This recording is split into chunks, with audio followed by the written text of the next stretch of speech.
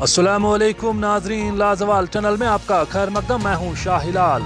अंनत के टंगपावा कोकरनाग में फोर्सज को खुफिया इतला मिली थी कि इलाके में कुछ जंगजू छुपे बैठे हैं और फोर्सज ने इतला मिलने पर इलाके को मुहासरे में लेकर तलाशी कार्रवाई शुरू की। इस बीच फोर्सज और जंगजू के दरमियान रात की तारीखियों में गोलियों का मुख्तसर तबादला हुआ है और इलाके में तलाशी ऑपरेशन जारी है और अभी ये मालूम नहीं हुआ है कि फायरिंग के तबादले में कोई जंगजू मारा गया है या वो फोर्सेस को चकमा देकर फरार हो गए हैं। अलबत्ता ज़राए के मुताबिक फायरिंग के नतीजे में एक फौजी एहलकार की जख्मी होने की इतला मौसूल हुई है, जिन्हें इलाज मुआवजा के लिए अस्पताल लिया गया और इलाके में अभी ऑपरेशन जारी है।